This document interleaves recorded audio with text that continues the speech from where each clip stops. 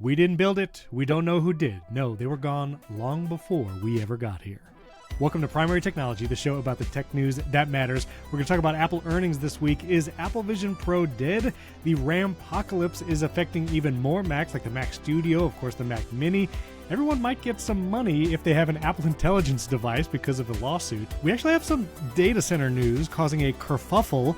Claude made a deal with SpaceX. Murati is testifying at the OpenAI Musk trial, and a ton more. This episode is brought to you by NordLayer and CleanMyMac, and of course, all of you, the members who support us directly. One of your hosts, Stephen Robles, joining us once again, developer Jason Aten.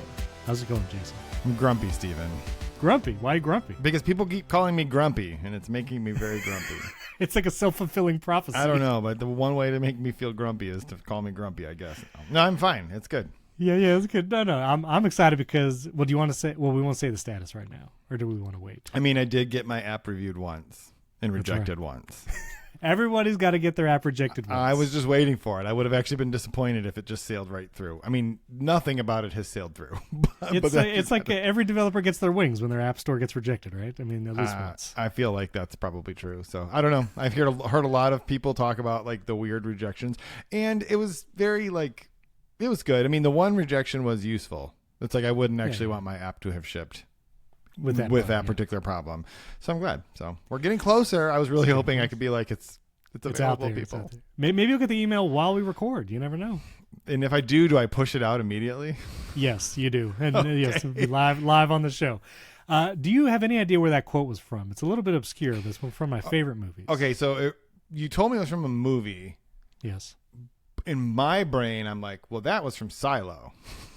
That's 100% felt like Silo.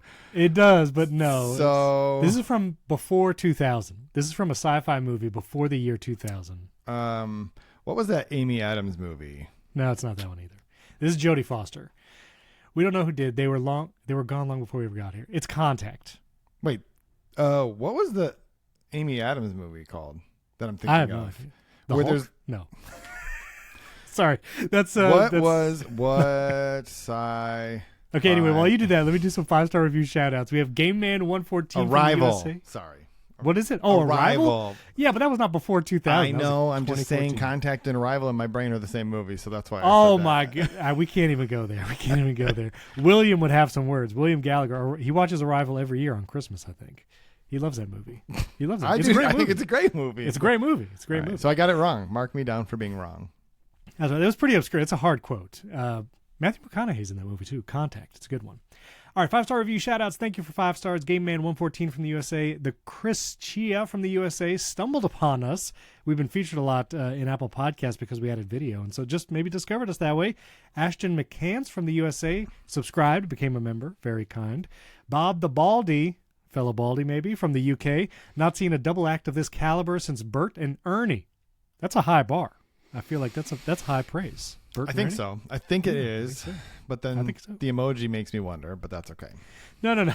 I think he was just laughing at his own joke. But anyway, oh, hey, it's you from the USA. All 5-star reviews. Thank you for those. And I want to give a shout out.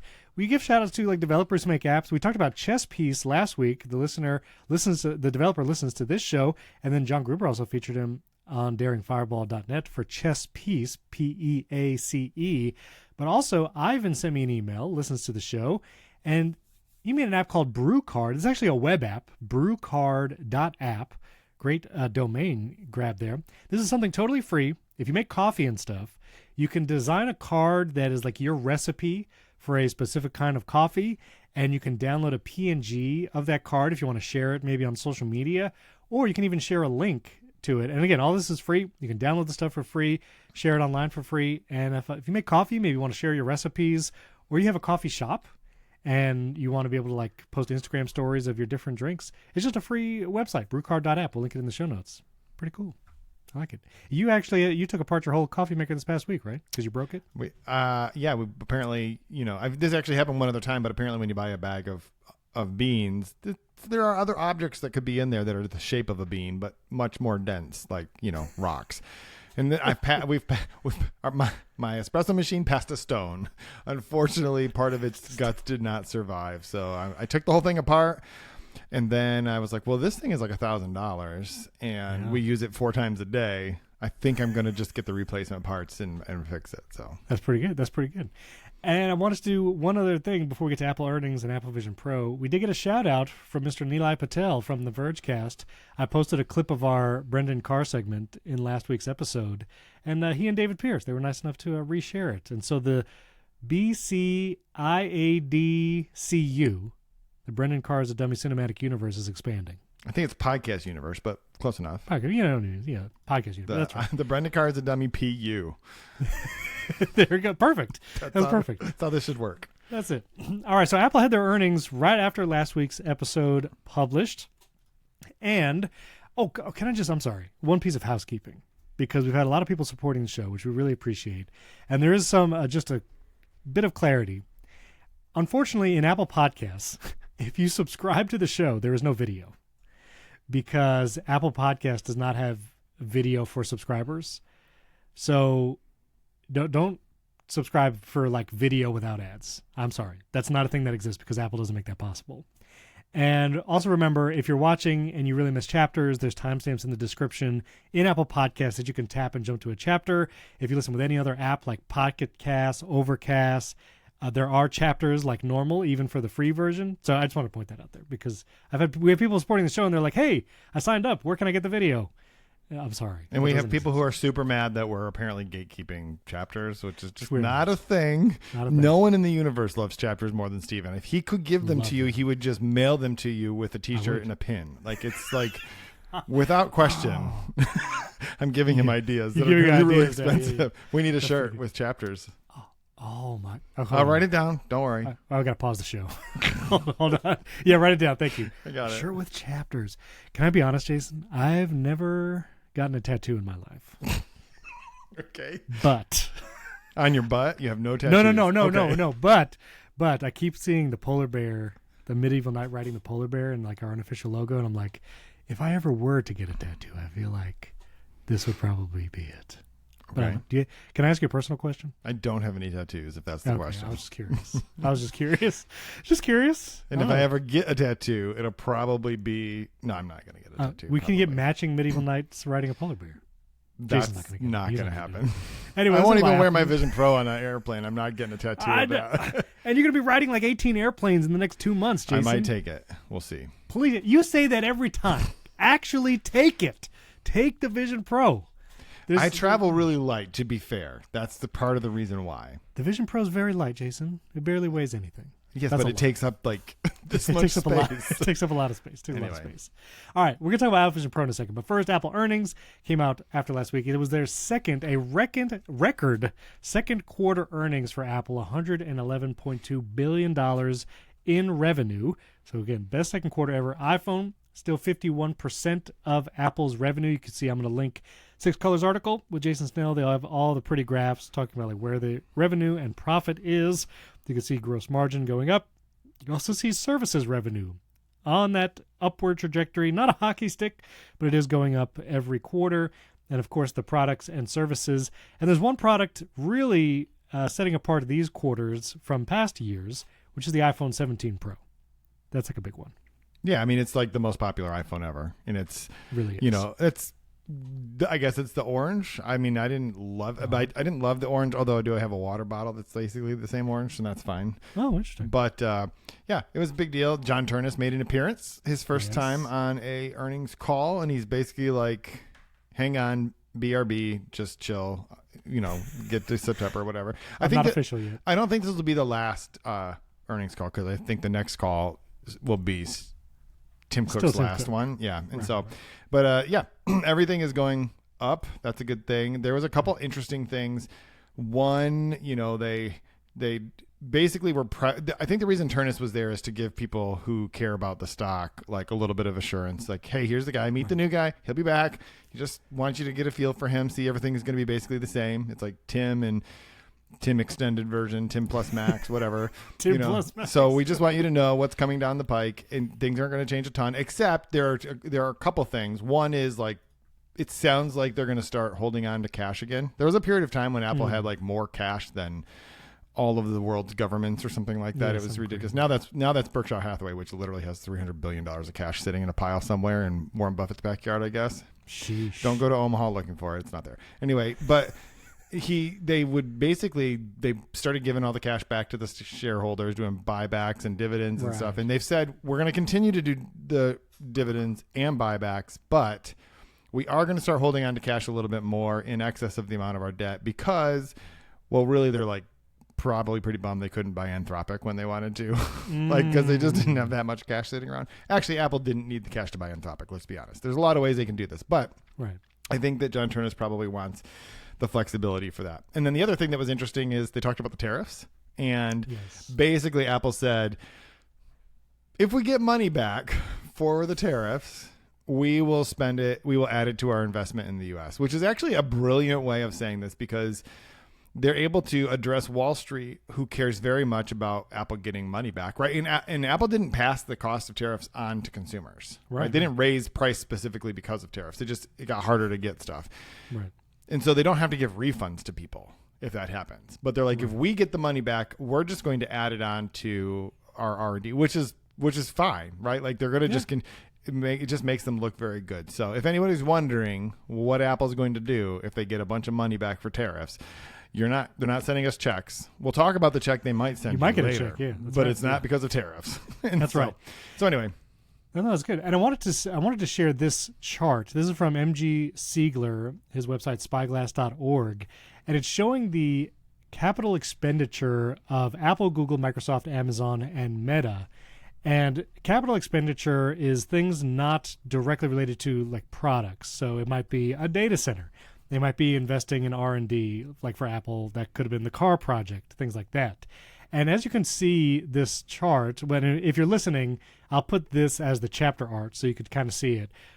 Every company, once AI started going big around 2022, every company ramped up their spending for capital expenditure except Apple. And you could just see the bar graphs going way up for all the other companies, and Apple actually spent less on capital expenditure this year than last year. And it's just Apple's not about that, which you could say maybe if they had spent a little more, Apple Intelligence might be a little better. But I don't know. I don't know what amount of money you throw at a thing makes it better per se. I mean, that you got the graph right there. The amount of money you have to throw at this thing to make it better is so far beyond what Apple would be willing to do. And Apple can't go from spending $11 billion to what Amazon said, $200 billion. Like you can't, like seriously, you know what that would have done to the stock if Apple had automatically done that? Even if they're like, well, we promise it's going to pay off 12 years into the future or whatever.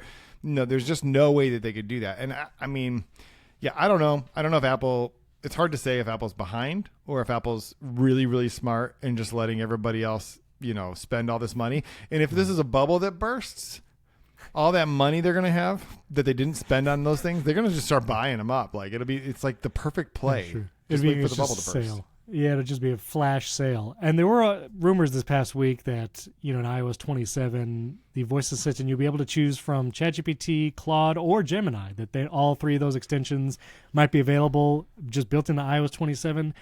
We know that they have a deal with Gemini, that will be coming.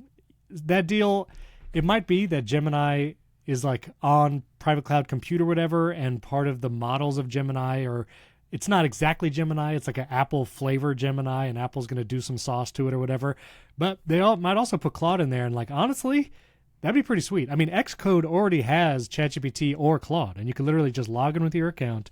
You can have Claude agent running in Xcode, and it'd be nice to see that in iOS 27. So we'll see. Don't you think though the promise though here for like the approach for Apple in the best case scenario is that you just never have to think about it? Like, I don't know that they want an AI assistant with a ton of little fiddly knobs and you have to decide who you're like all that kind of stuff. And as someone who has been thinking very hard about like how you build this into an app, like it gets very complicated if you're like, well, you have to log into your account for this thing. Or if you get a different experience if you don't have this account, or what if the assistant, it's like they just need Siri to be good. And however they do that is fine. And you shouldn't ever have to think about it. Yeah, but I think they could also do both, kind of how they do now, where you can ask the voice assistant. Hold on. I hope they do nothing kind of like they do now when it comes to this. Well, no, what I'm going to say is you can ask the voice assistant, and it will figure out whether it can handle it. Spoiler, it can't.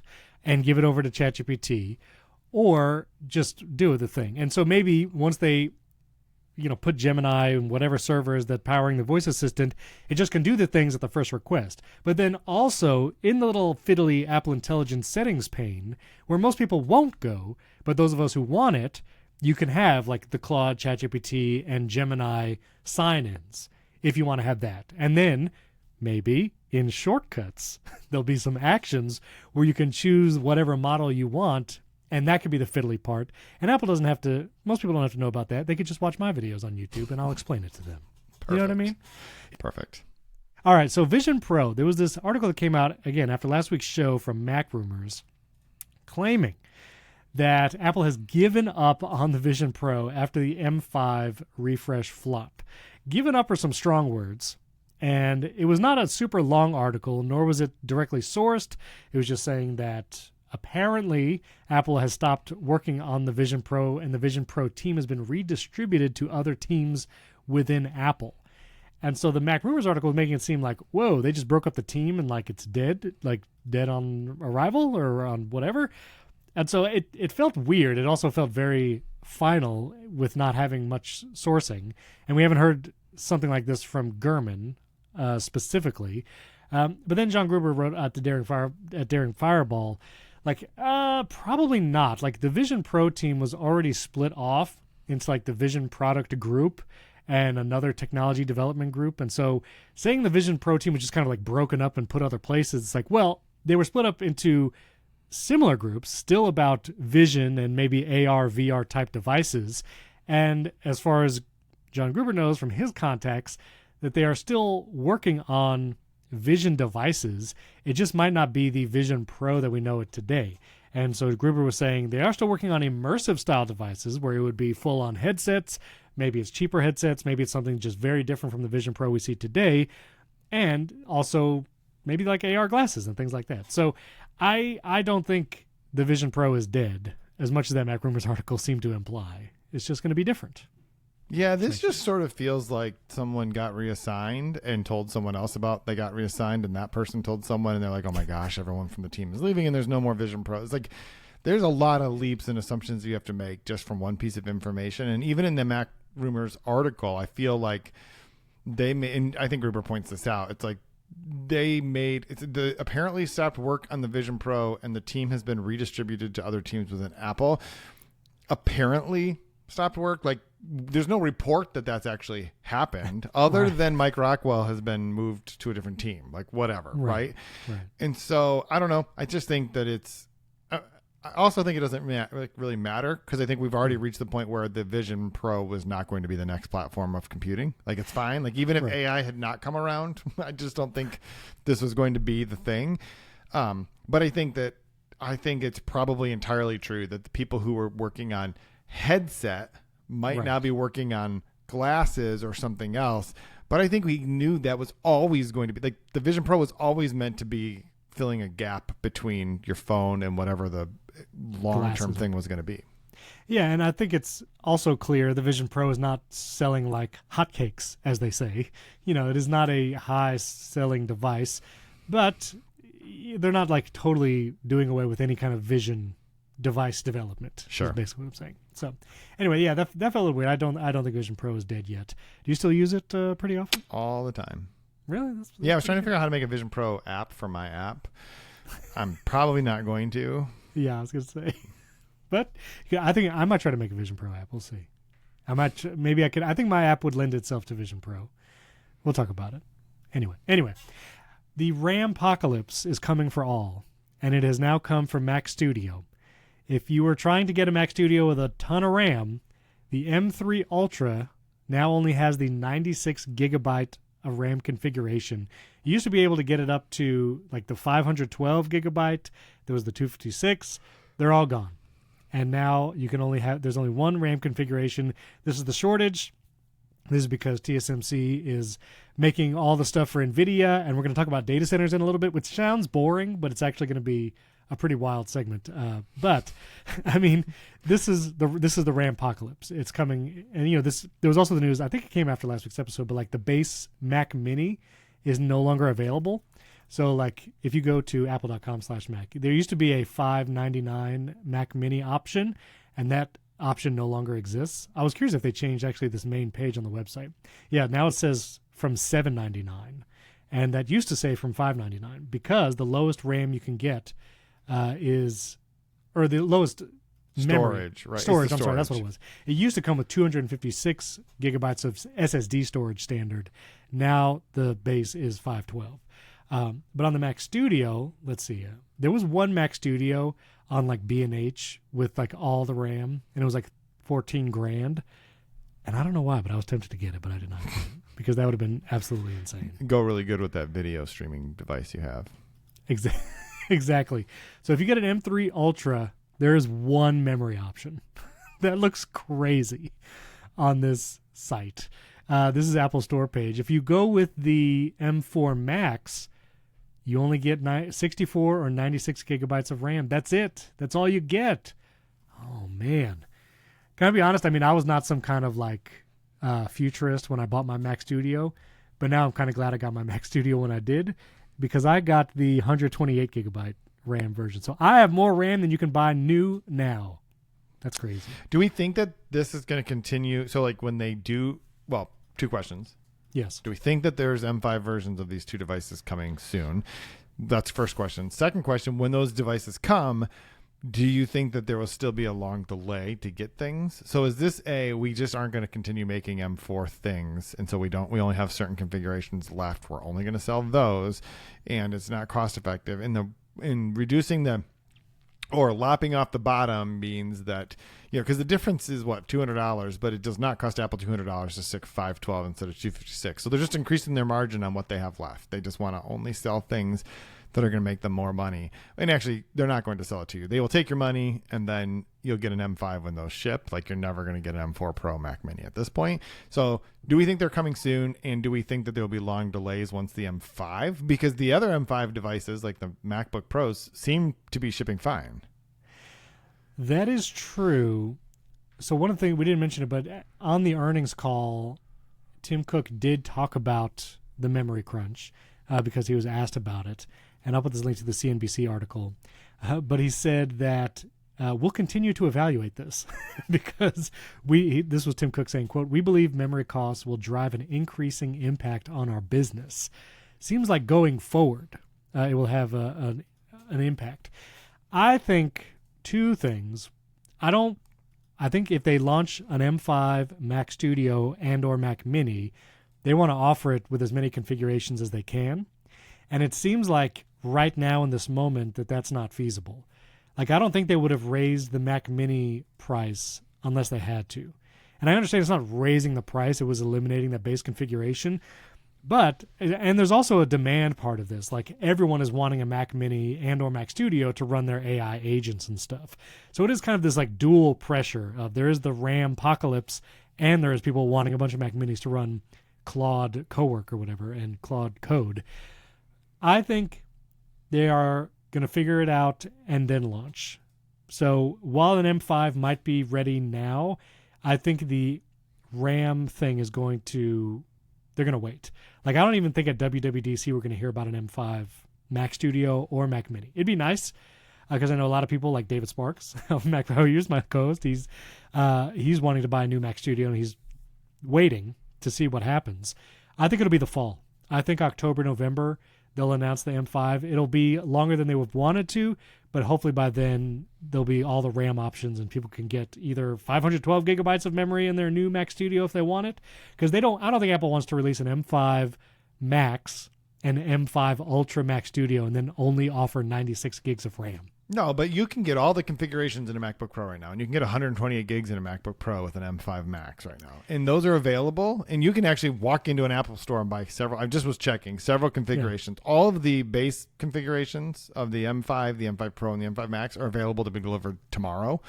So, like, it is not a shortage across the line. It is an M4 specific shortage, and it's not even a RAM shortage because you can get a MacBook Pro with more memory than you can get on a Mac Studio. So I think that this is as much an end of life M4. They're phasing all the M4s out. It is too costly right now to get TSMC to be fabbing these chips that have the large amounts of memory on them because it's hard to get. So it's more expensive. But I just think it's also Like Apple's never going to say, yeah, we're actually not going to ever ship these devices anymore because we're about to release new ones. And I know there have been some rumors that the new ones might not come until the fall, but I don't think it's tenable for Apple to continue with this happening. Also, Apple doesn't want to just not take people's money. Yeah. They want to take your money, and the M5 seems to be available much more readily. Now, there are a couple configurations of the MacBook Pro that are like 2 to 3 weeks delivery time. Not bad. But you're going to get it in 2 to 3 weeks. It's not like they're going to not ship it to you. So could that also be though? So the MacBook M5 Pro and M5 Max MacBook Pro, those were available in March. So about 2 months ago, they were available to purchase. Apple probably built many of those configurations or had the chips in hand before that. So couldn't it be like they're still able to sell the chips and MacBook Pros they had as they were like leading up to the launch, whereas they couldn't do that kind of preparatory work for a new Mac Studio Mac Mini? Because like if you order an M5 Max MacBook Pro right now, it's not like they're going to start building it in the factory tomorrow. Like that computer is probably already configured. It just has to like get over here. They don't carry much inventory. I mean, that's really? the whole Tim Cook thing. Okay. They have inventory of like circuit boards and stuff, and I think they get I don't understand all the intricacies of it, but Apple's whole thing is like zero inventory. They don't carry inventory. The true test is you can get basically every configuration you can possibly imagine from B&H of a MacBook Pro right now, and they're all in stock there, which tells you they have easy access to all of these things. And so all I'm trying to say is I don't think there's something unique about the Mac Mini and the Mac Studio, except that they're still on the M4 and in some cases M3 generation chips, and those are just no longer being made. They're no longer really available. I guess there's the iMac. What's the availability on an iMac? That's a good question. But I think you can get any configuration of an iMac too. But it's also the amounts of RAM, because you can get a 96 gigabyte RAM Mac Studio right now. Well, you can't. You can order it. You can order it, but I'm saying you're never going to get it. But it's the 128, 256, 512, those much higher, which are not available on the MacBook Pro. I think the most you can get on the MacBook Pro 128 is available on a 128, M5 but the Max. 256, 512, if they want to probably offer those tiers, because once that M5 Mac Studio goes on sale, they want to be able to sell like the most expensive model, and maybe there's an issue with that. I don't know. That's some speculation. I just think it has more to do because you can buy an iMac maxed out right now, and it'll come next week, and that's an M4 based thing. So I think it is just a function. I'm not saying the RAM shortage doesn't have anything to do with it. What I'm saying is it's a specific RAM shortage on chips that are basically end of life, not end of life, but terming out of the cycle. Okay, and I feel like that's probably the thing here. And you can get an M5 iPad Pro probably like tomorrow. Absolutely. You can probably go get it today. Just go to Best Buy. Yeah, just go to Best Buy. That's all it is. All right. And speaking of money, though, that you might get from Apple.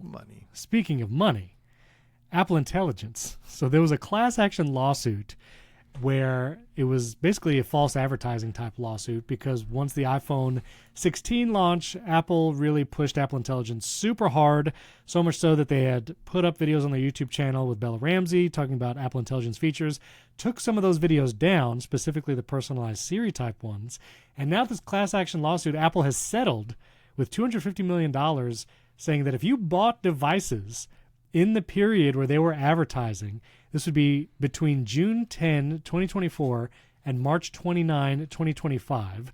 Those devices would have been the 15 Pro and Pro Max and the entire 16 lineup. If you bought any of those devices, you might be eligible. This is like one of those like medication commercials. Like you might be eligible for a payout. You might get money from Apple. The payout will be $25 per eligible device. The maximum payout might be $95, but it depends how many people file claims and want money from the device that they bought. So the more people want to make this claim, the less money everyone will get. But yeah, Apple's going to have to pay out for false advertising for Apple Intelligence. And there's like two features specifically that was under this heading. And basically the personalized Siri was the big one, because there was actually videos on that, like on Apple's YouTube channel. There were commercials run on TV for that personalized Siri, and they're going to have to pay $250 million. They're paying nothing, Steven. It's not that much. Yeah, I know. It's not that much. Tim Cook could literally just write this off of his taxes personally. Like, this is so nothing. Also, this paragraph is, the editor in me is dying here. I'm sorry. Who wrote this 9to5 Mac article? It was Chance. Chance. Listen, Chance, I think you're amazing. And I don't think this is your fault because I think this is the way it's been explained. The payout will be $25, but that number could vary. If a large number of people, it might be lower, or the maximum is 95. Then what is no one knows. I don't know. What does the $25 even mean? It's like Schrodinger's anything payout. from $1 to $95 is what we're basically saying. Again, this is not Chance's fault, but I'm just like, and the $250 million settlement includes attorney's fees. This is the stupidest thing I've ever heard of. Like, no one bought one of those devices just because of the promises of Apple Intelligence. Literally 0 people should be getting this money. And if you, I mean, whatever, get your money. Yeah, it's fine. That's fine. Yeah, but it is so dumb because this is actually costing Apple nothing. It is just a way for a bunch of somebody saw those ads and was like, "This, I'm buying another house. I'm super buying another house because I'm going to find a bunch of people and I'm going to start a class action lawsuit." And I just think this whole thing is so dumb. The lawyers are basically going to make more money than any individual. Absolutely, so, they'll get a third of that. Right, right, exactly. So the lawyers found a way to make a bag, and then And Apple's like, whatever, for this amount of money, will you just go away? We know Siri sucks, just because it sucks way more than $250 million bad. Like, come on. Yeah, exactly. Are you going to file the claim? Are you going to get your $95 to $25? I'm sure my wife will be like, "You're filing the claim, honey." Because Really? she's using the 16 Pro right now, and she's really real mad about the Apple. No, I'm just kidding. I was going to say, she doesn't even really? know that Apple Intelligence is a thing that exists in the world. That's hilarious.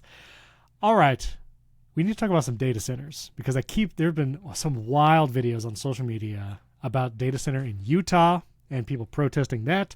Then there's the data center in Tennessee that a friend Stephen Hackett is writing about, and Kevin O'Leary from Shark Tank fame. I don't know if it was his first day on the internet, but he did not have a good video. So we're gonna talk about all that. But before we do, we want to thank our sponsors. The first one, CleanMyMac. I've been running CleanMyMac on my MacBook Air, and it has been great because if you need to free up some storage space, you want to delete an app and make sure it gets deleted from all the nooks and crannies of your computer, namely the library and application support folders. CleanMyMac is so good at all of that, and CleanMyMac can even go so far as to helping you declutter and clean up your messages, your iCloud storage, any other cloud storage you might have, and a ton more. And if you look into your Mac storage settings, it's basically a black box. There's system storage, and then there's a bunch of random stuff. A lot of times messages will take up a lot of space because you might have videos and photo attachments, and if you've not deleted those, well, CleanMyMac can identify where space can be freed up, giving you prompts what to delete, what not, and then you can free up some storage space on your Mac, whether it's that cloud storage, whether it's the messages. And it can just scan your machine and tell you oh, you got some stuff over here you can clean up. Again, I did it on my MacBook Air because I was using it as a test device. I installed a bunch of random things on it. And then eventually I just want to get it clean. I just want to clean it out, and that's exactly what CleanMyMac is for. It'll help you. It can also clean your phone too. You can work with your iPhone, and is also part of the Set app. But here's what you do. If you want to try CleanMyMac, you could try it 7 days for free and use our promo code PrimaryTech, all one word, for 20% off. That's just from us. 20% off at clnmy.com/PrimaryTech. Code PrimaryTech for 20% off. cleanmy.com/PrimaryTech. Our thanks to CleanMyMac for sponsoring this episode. And we want to thank our new friends, sponsored for the first time, NordLayer. NordLayer is a network security platform for modern teams across different work environments. It enables secure access to company systems with centralized control over users, devices, and network activity without additional hardware or complex infrastructure. Teams get fast, encrypted connectivity with full visibility across their entire network. So if you're a business owner, it will protect company data as your team works remotely or across locations. If you're an IT admin, you can grant access based on identity, device, and context, and quickly onboard and offboard users. You can also replace legacy VPNs and reduce infrastructure overhead. Also, you get secure access. You can control access to your company's systems securely from anywhere. Every connection is encrypted. You get high-speed performance up to 1 gigabit per second. And users are verified via single sign-on and MFA, and unhealthy or non-compliant devices can be blocked.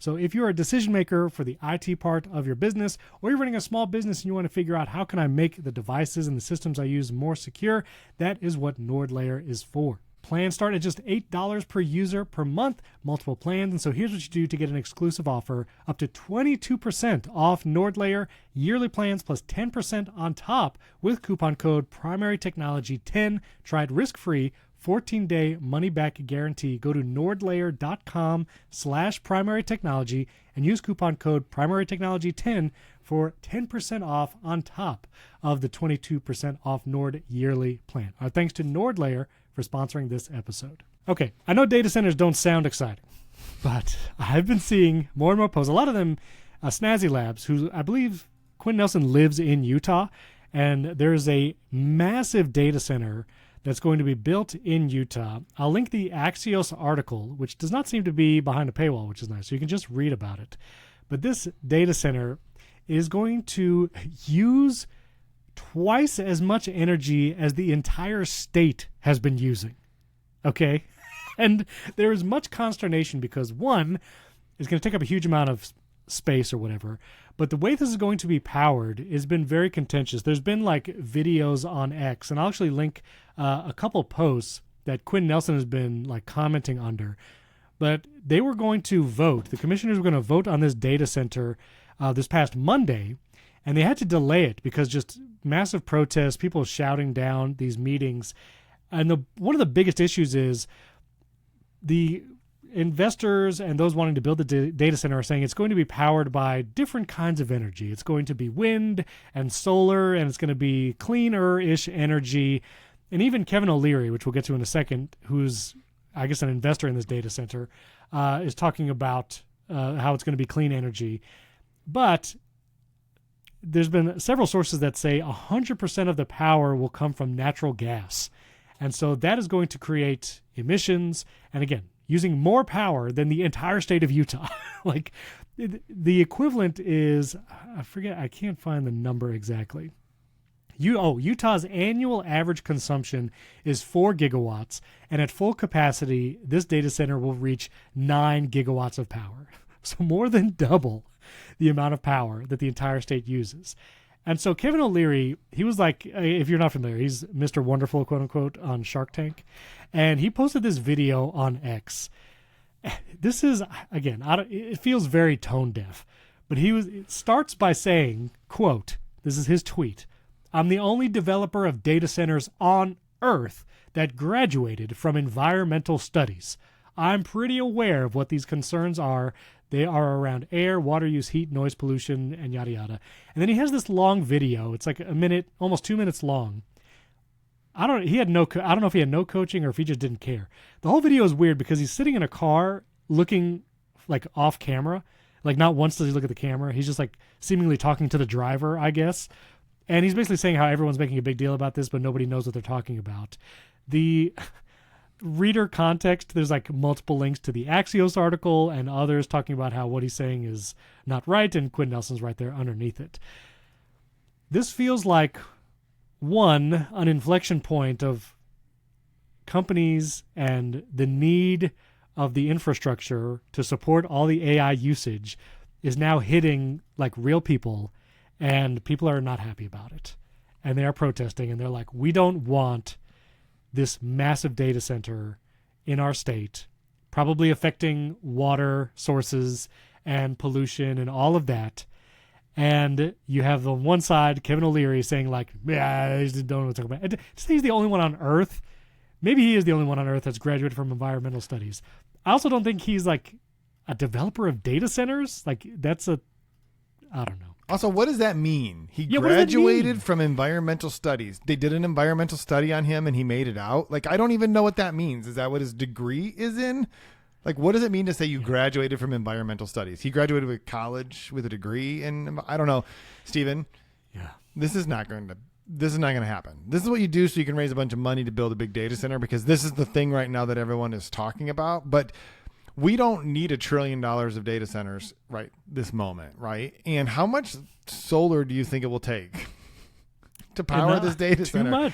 The entire state of Utah would have to be covered in solar panels to power a 9 gigawatt data center. Like, I don't understand this, Stephen. Yeah, and this was the I'll put a link to this X post. It's a video, and it's actually showing like the meeting and just people yelling and it's got like 10 million views here on X. It's 2.5 times the size of Manhattan, 40,000 acres. That's how this massive data center would be. And Kevin O'Leary also claimed in his video that they were bussing people in for these meetings to try and make a stink about it, which is something we have heard of in the past of like, I don't know, trying to whatever. But there's a ton of people also here on X being like, no, we've not been bussed in. Like, I live here. Here's a picture from like my house.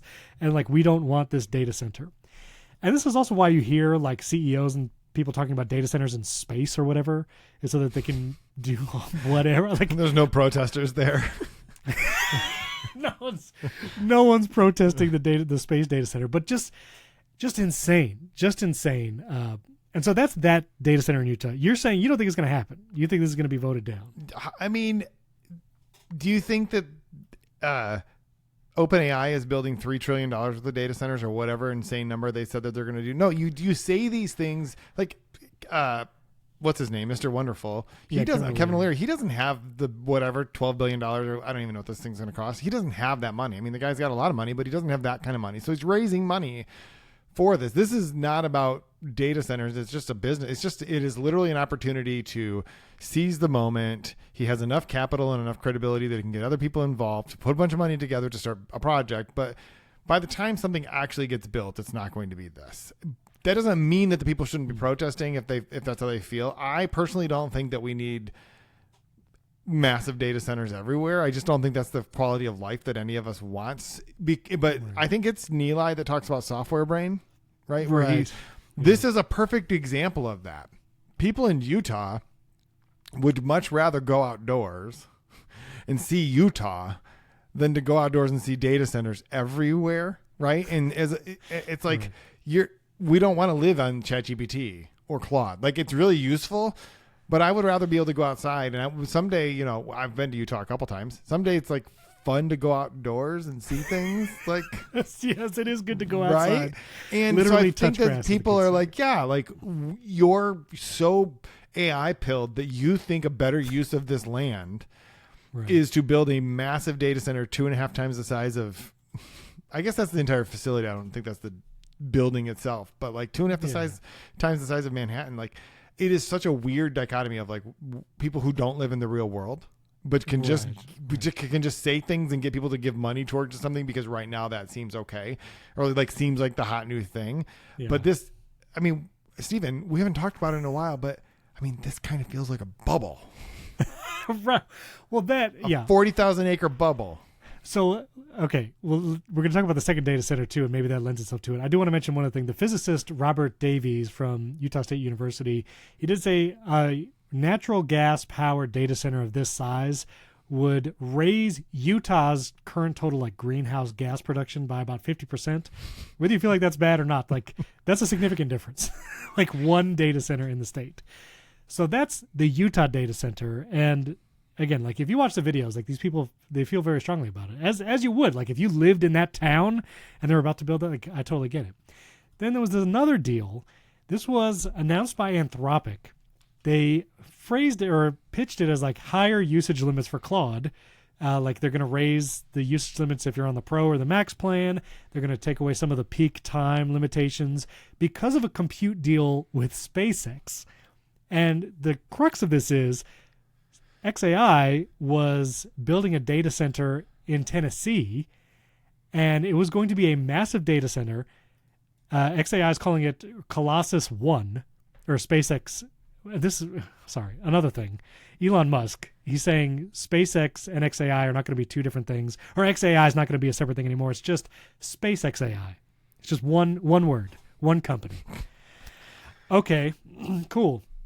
So they were XAI was planning on building this data center in Memphis. Colossus 1, which I do have to give him credit. Colossus is like a cool name, like for anything. I mean, I don't know if it's cool to call a data center that, but it's one of my favorite X-Men. I'll just say that. Anyway, this is going to be it's going to feature over 220,000 NVIDIA GPUs. You know how much money just the GPUs would cost? I don't know, but this is why you can't buy a Mac Mini right now. This is why you can't buy Mac Mini or Mac Studio. So Stephen Hackett has written about this, and I will link his article. But this massive data center, it was being built by XAI, Colossus 1, but guess what? They don't need it because they don't have use for it. XAI is not that demanding of all the data, and so they are licensing it to Anthropic, and Anthropic will use this entire data center. So Claude is going to be, this is why they'll be able to raise the limits. And this is a facility, I believe, that's already built, correct? And Colossus 2 is up and running, and Musk says XAI no longer needs the first site. So it's like this is a data center that's already built, and like this is happening now.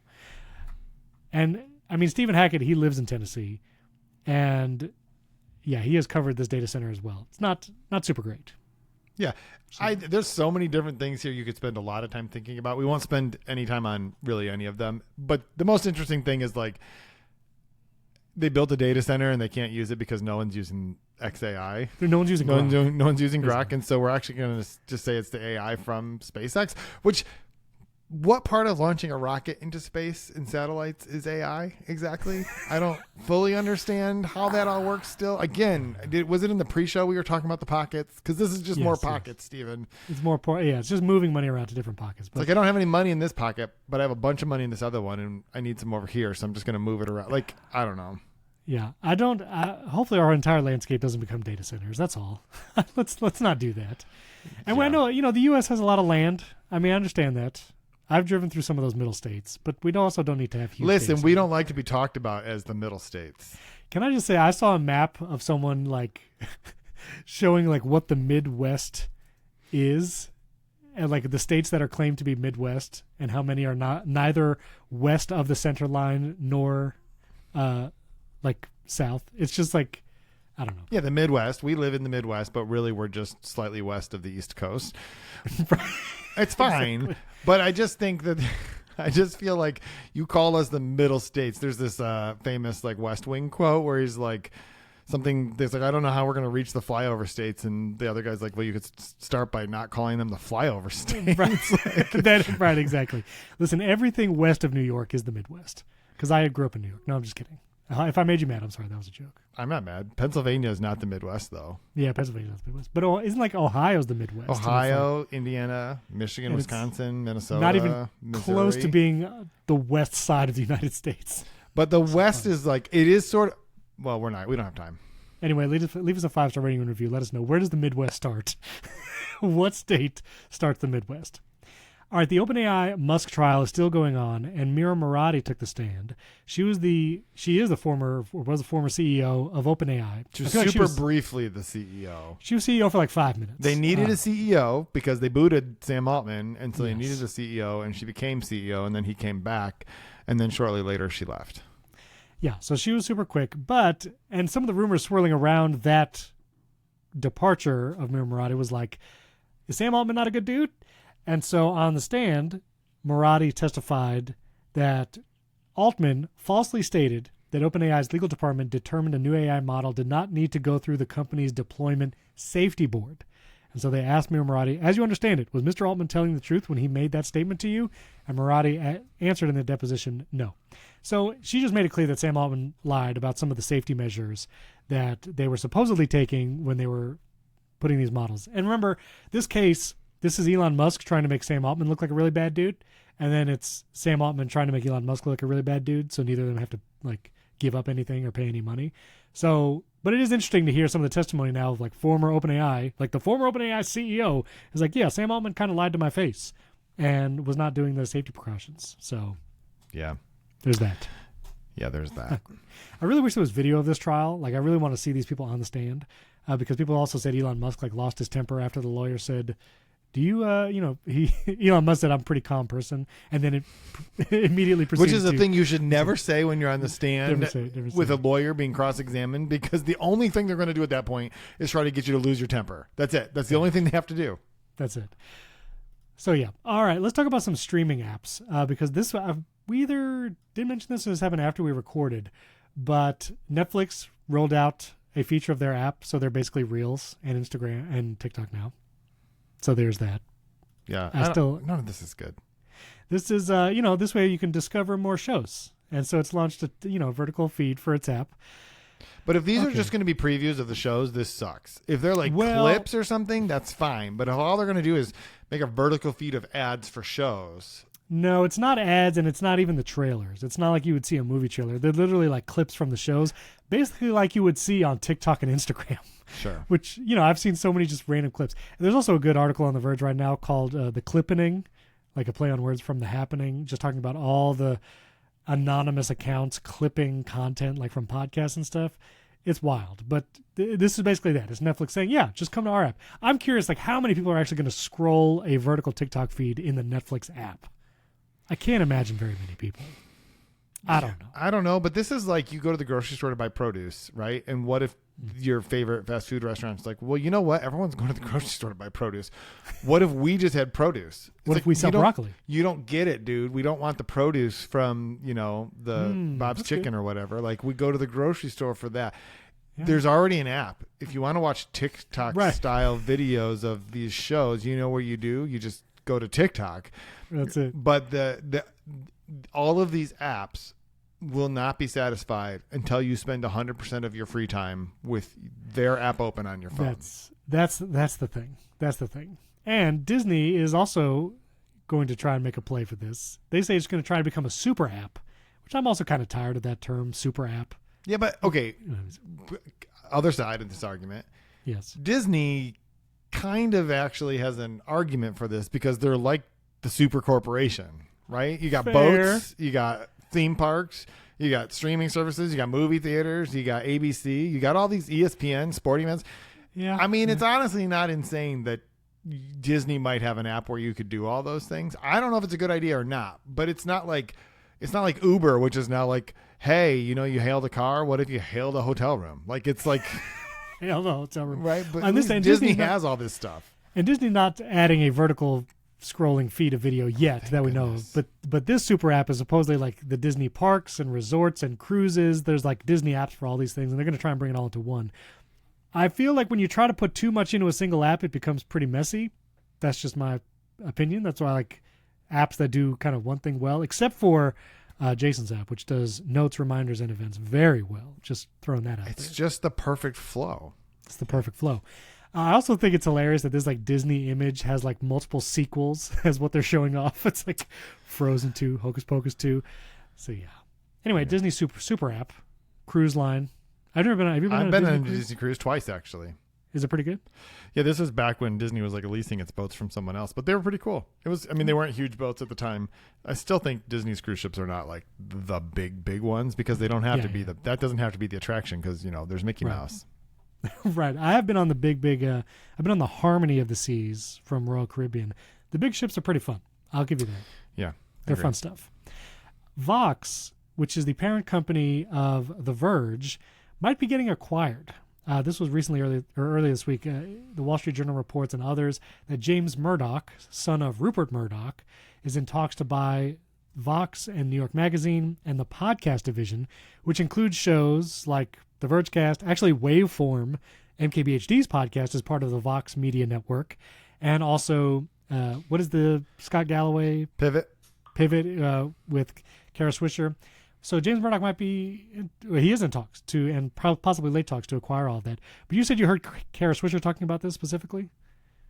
Well, she was saying that probably for most people not much will change, and maybe she was talking specifically about her show because what it means to be a part of the network simply means they just pool together shows to buy ad inventory, right? So it's like and actually I think on the most recent episode of Waveform they actually talked about not this but what does it mean to be a part of Vox's podcast network, and I think it was MKBHD was like, well, what that means is that they sell ads because a big advertiser could look at 6 shows and be like, well, we'll buy ads on all 6 shows instead of those 6 companies together trying to do all that. So from that perspective, I don't think that it would, because I think like MKBHD owns this podcast and Kara Swisher and Scott Galloway own Pivot. They're just a part of the network. And that's, I think it's different than like Relay, where Relay, I think, owns those shows. I don't know how that part of it works. Yeah, I'm not sure exactly. Yeah. Anyway, something like that. I got to talk to a Relay host and find out. I'm just kidding. It doesn't matter. Listen, it doesn't matter. I'm still new. But that's one of the reasons why, like, I mention this, and I don't think it's. I I don't know how much people care or whatever, but like that's why I wanted this show to be so independent. It's not under any umbrella. And when Right. you're not under an umbrella, it is very difficult to like grow and sometimes get sponsors. We do work with an ad agency, but they're like they don't have exclusivity and they're not over the show at all. And so it is very different with like all the shows that you see, Vox Media Network, which is a bunch of shows, like also all the Verge shows. So you got the Verge, you have Version History, Decoder, all of that. We're literally independent. We're like the dude on the corner. Like it's just us. We're just a bunch of dudes on the corner. We've been in hotel rooms. I've recorded the show from Denmark. We're just dudes in places. That's right. And you might be recording somewhere else pretty soon. That might be true. Anyway, we'll get to that in a second.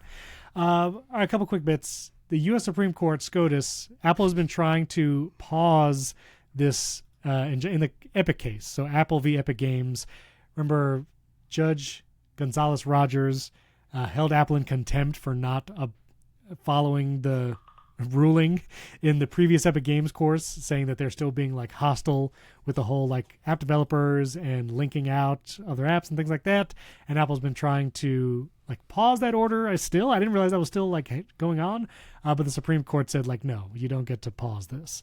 And so I'm still not sure what this will change in people's experience in the apps. Maybe some apps won't get rejected now if they link out to something, but yeah, well, I think what happened here is I'm trying to remember. I was like scanning through this, trying to remember, but essentially like YGR is what we call her, Judge YGR. The judge.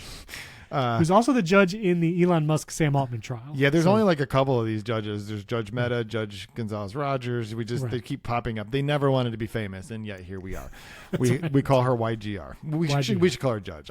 I don't mean any disrespect, but anyway, Your Honor. Your Honor, yes, Judge. Okay, but basically she was like, you're in contempt because you didn't implement this in the way that I intended, and you're being belligerent about it. Right. And I think Apple's appeal is essentially like, well, we weren't being belligerent. We actually have an argument. You can't say that the amount can't be zero. So there is an amount and you just disagree with the amount. So that's not the same thing as anyway. And so she issued this ruling. And I think what Apple is saying, until we can go back and totally figure out what that should be, this should be paused. Right. And I think the Supreme Court was saying, just do the thing. Just do the thing. And this is one of those, it's about money. Apple won on 9 of 10 counts. This is the one count they lost. Right, exactly. That.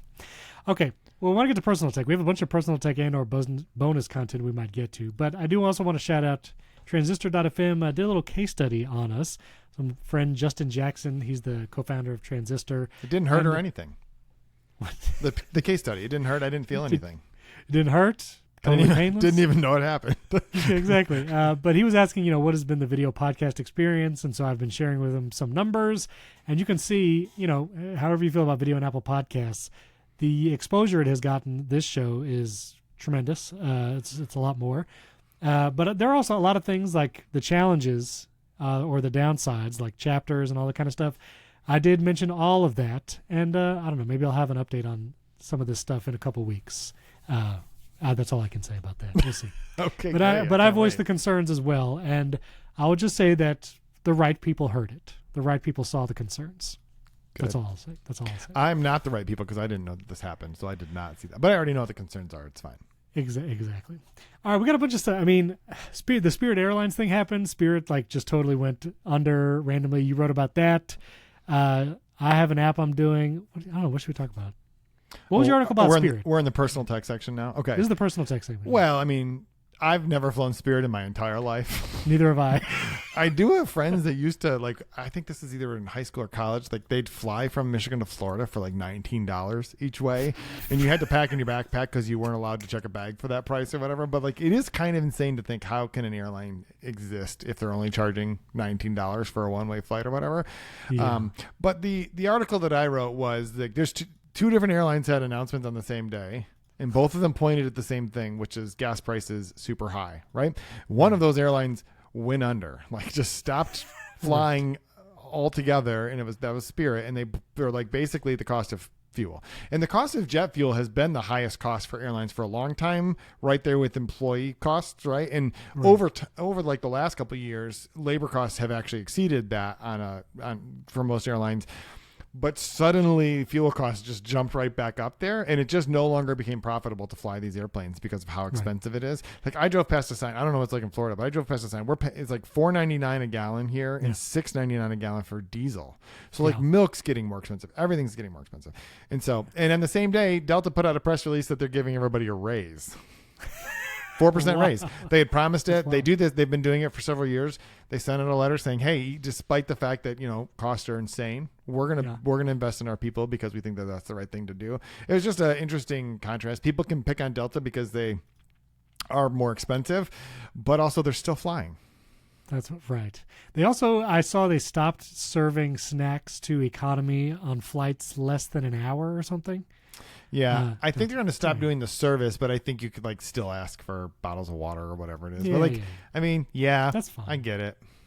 It's fine. It was just crazy to me. I saw all the videos on TikTok and Reels of like people who had flights booked on Spirit, and all the airports were like, if you had a flight on Spirit, do not come to the airport. Right. There's no one here to help you. There's no Spirit anymore.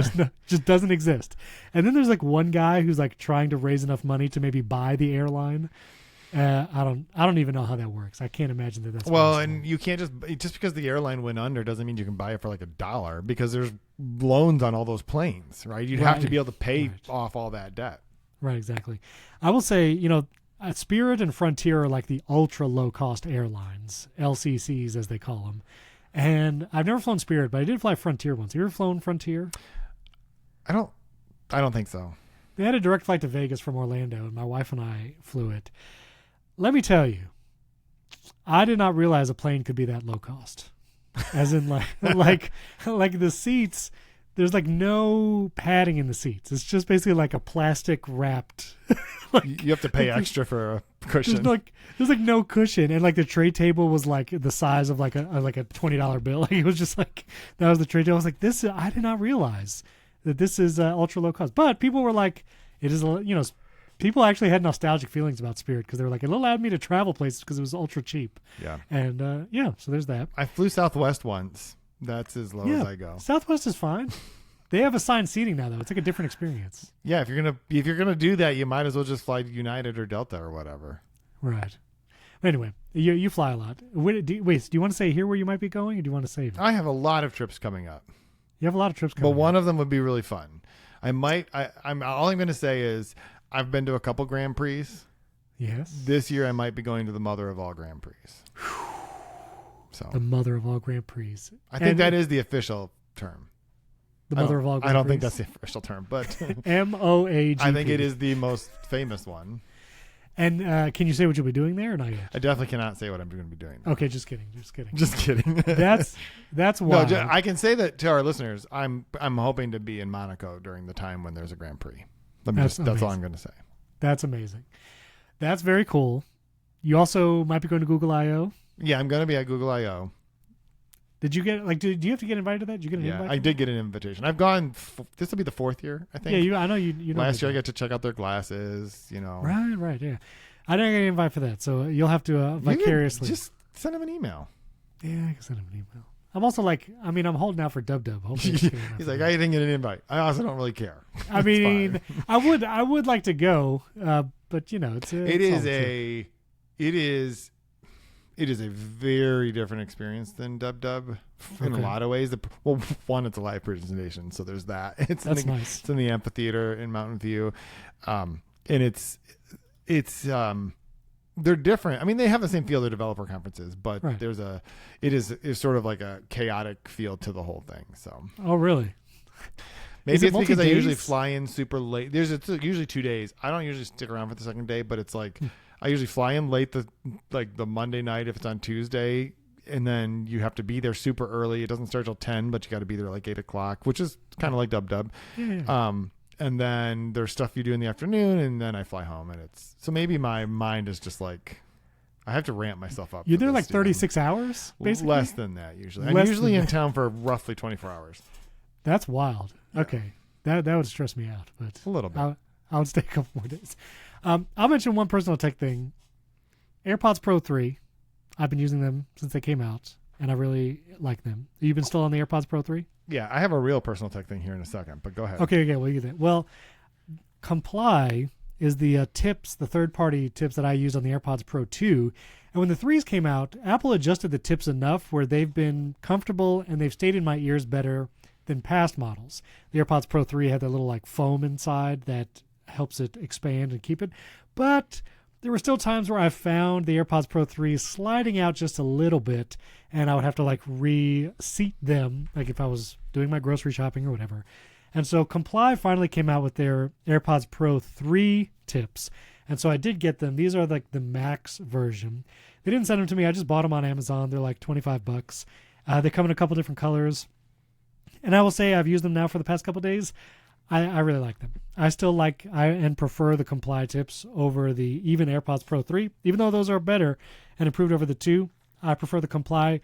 They're super solid in my ear. I find I get a better ANC experience because of the seal and because they don't slightly slip out. And they're still super comfortable. These do get, because they're more foam, they can, like after a year of use, or maybe less depending on how much you're sweating in them, they can get not as nice, but they're also like $25. And so you can get a pack where all 3 are the same size. And so you can basically get 3 pairs for like $25 of all mediums. And so if they do get really nasty, you could just toss them and just use the next pair, and you could have like 3 years of tips in it.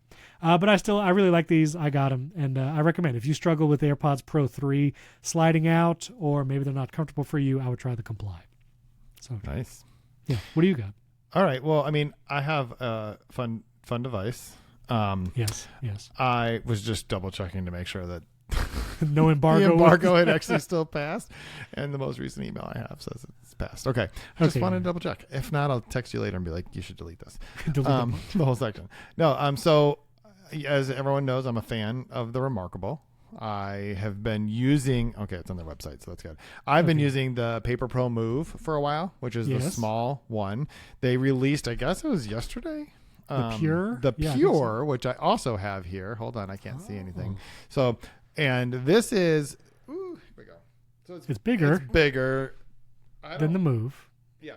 I don't have one of the original ones here with me, like the Paper Pro or the Remarkable or the Remarkable 2. But this one is smaller, and it also has the nice area on the side where you can hold it, which is really nice. And this is basically the new entry-level version. So it's the non-color, but it does have mostly the same specs as like the Paper Pro Move, just with a bigger screen. It doesn't have a backlight, which is one of the ways they've saved on expenses. So like a lot of Kindles don't have a backlight, right? The entry level ones, you have to be somewhere where you can actually have a light shining on it, versus the Paper Pro and the Paper Pro Move, which in addition to being color also have their own internal backlight. So I think it's really great. It's a Remarkable. It's a little bit less expensive, right? It's now it's the least expensive one you can get. And if you're looking to try out something like this, there is now an option that you don't have to pay as much for the large size one. It's kind of cool. So we actually talk on the Next Mac Power Users episode all about e-readers with Jason Snell. He's our guest this Sunday. And we talk about these kind of multi-devices. Neither Jason Snell nor David nor I have done these things. But I know you use them all the time, right? Yeah, but I would say this is not a multi-device, just to be clear. Okay, and I wrote about this when I wrote about the Kindle ColorSoft. What is the newest one called? I don't know. It's right over here. It's the ColorSoft, I thought. I got the Kindle. What is it called? You look it up. All right, because I got it for my son for Christmas. It's the Kindle. I got one of those too, right here. They have the ColorSoft signature. I don't know. Anyway, doesn't matter. So I wrote about this when I did a review of the Kindle. The Kindle is a book reading device that you can also write on. Okay, if you want to take notes on your books, whatever. It is not a note taking device. It is not here's my calendar for the day and I'm going to take notes in my meetings. That is not what this Kindle is. Kindle Scribe is what you're thinking. Thank you. Kindle Scribe ColorSoft, right? Yeah. Okay. The names are hard. These companies don't make it easy. Kindle Scribe ColorSoft. Yeah, you got it right. Okay. It is not a multi-device. It is a single device that does more than one thing, which is an important distinction. And I would argue that the Remarkable is the same. It is not a reading device. Could you load PDFs on here and read them? You can. Have I done it? Yes. Is it terrible? Yes. In a pinch, if this is the only thing you wanted to carry around, it's like fine for documents. Or if it's like, I got to look at this thing later so I can put it on here, that's fine. Or like I've used it for like moderating panels. Like literally this is an overview for moderating a panel, and it's great. And that was just a PDF that I put on here, and then I can make notes on it, and that's fine. But this is a writing device. It is a note-taking device. And if you would like to read stuff on it, that's fine, but it is not meant for that. And so these two devices look like they overlap, and book reading devices look like they are parallel to this, but I would argue they are actually they are only the same in the way that a journal notebook is the same as a book. Okay, sure. No, for real. I get that. Right? No, I get that. Could you stick pages of a book in your notebook and then read it later? Yes, you could, but you wouldn't want to do that. Just like you could take notes in your actual book, but you wouldn't be like journaling or writing notes from a meeting in your your No, I get it. Patterson books or whatever. But like, I mean, these devices look beautiful, and Yeah. I love the idea of them. Where outside of making notes while we record this show, well, one, do you do that on the Remarkable while we're recording? I was not doing that today, but I have done that many, many times. Today, the thing that was closest to my reach was a piece of paper. So I just was writing on a piece of paper. Where do you use this in your day-to-day work? So I typically will use it because I don't have it set up on this one because I didn't move everything over, but I guess I could just show you the move. But I use you can download templates for these, and you can just go to like Etsy or there's like a store, Planner Pro something.com, and you just download this, and you can have your calendar on it, and then you can take notes, have to-dos. You can swipe over, and it has a page where you can like literally write all your notes from all of your meetings and everything, and then you have everything in one place. So you use it daily? When I leave the house. When you leave the house? Wait, so you use it? You don't use it at your house? Well, I guess what I meant was I don't just sit here and write my notes on it. I use it for meetings. I use it to keep my calendar on it. I take my to-do list and I write my to-do list on here every day because the act of writing it out is really helpful. I would say I don't use it as quote religiously as I had been, because I also go back and forth between the Ugmonk, like the analog cards. And I do have a small little notebook that I use with those as well. So, but that's because I end up like trying a lot of different things. But what the Remarkable is for, I have a friend who uses it like for everything. Every time I've ever sat in a meeting with him, this is all he brings. Really? Yeah. I have still never personally tried a Remarkable, I'll be honest. And they look so tempting because it looks so good. But you also don't take notes on paper, so. I don't. Aspirationally, I feel like maybe I would. Yeah, but you won't. Like, I don't mean that. I'm not being mean. I'm just saying you're right, if you're you're already right. not doing that, you don't need this. This will not make you take notes on paper. Right. And I also, like, if I were to get one, I mean, the new one is nice, but I feel like the Move is a nice size because it's like a notepad. Yeah, it's great. Size. But yeah, I guess I wish I was a handwritten note person.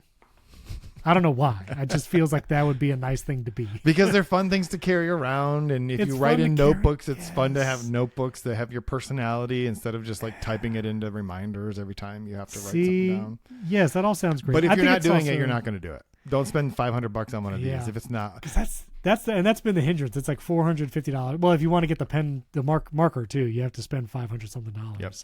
And I've not done that yet. I guess I just want another excuse to buy a gadget that I haven't had yet. But I won't. I won't do that. I mean, I bought this boondoggle. This I saw this on social media. This is a Casus. It is a Mac Pro looking enclosure for a Mac Mini. And you can basically like screw your Mac Mini into this thing, and then you get like an SD card slot on top. You get like more USB ports on one side, and you get like the display ports and other USB-C. I don't know why I got this. I got it to make a reel basically, and because I don't even get affiliate revenue for it. But I'm like, I don't know. I just wanted an excuse to buy something else. But thanks for not enabling me. I appreciate that. I appreciate that. All right, well, we're going to go record a bonus episode. I'm going to talk about the app that I'm making. And then, I don't know, maybe we'll talk about your app more. You kind of mentioned your app, but we'll talk about it again. We'll Yeah, but I didn't. Well, yeah, you're right. Because if we do it in the bonus, I already went through all that for the bonus listeners. So yeah, you did. If you don't listen to, I'm curious if people listen to the bonus episode but not the unedited show. Anyway, I'd be curious. Listen, if you just want to listen to all of it, what you should do is go to join.primarytech.fm. There's a link down in the show notes where you can get a deal. $25 a year or $2.50 a month. You get ad-free version, the unedited version, which is actually edited, but it includes a pre-show. Maybe we should rename that. I don't know. But it has like our 30 to 45-minute pre-show as we shuck and jive, the show ad-free, and then the bonus episode all in one feed. So you get that. You get Primary Tech Daily, which is Monday through Friday. It's a 5-minute show, just top news headlines. I read that off. And yeah, you get all the benefits and you support the show. So you can sign up. That link is down in the show notes. You can also watch us in Apple Podcasts, Spotify, or YouTube. We're almost at 4,000 subscribers on YouTube, which is pretty fun. Let me look at what is it at right now. Maybe we can celebrate. We're at 3,000. Hold on, I got to switch my account. 3,984. See, we need 16 more subscribers to get to 4,000 on YouTube. So go over there and subscribe to the YouTube channel. That's not right. What? Is it? 84. Okay, got it. I'm sorry. I can't even see what it's. I can't see what you can see. Sorry. Yeah. I'm in the YouTube You were studio. right. You did math correctly. I'm sorry. I did the math correctly. Thank you. So go subscribe. So we got 4,000 over on YouTube. But thanks for watching, listening, wherever you are. Leave us a I got no 5-star rating and reviews talking about the Dell Venue Pro, which I understand. I might be the only person that has ever bought one and liked it. But shout out if you ever used a Windows mobile phone. Leave us a 5-star rating and review. Tell us which phone model you had and if you loved it. And yeah, thanks for listening. Thanks for watching. We'll catch you next time.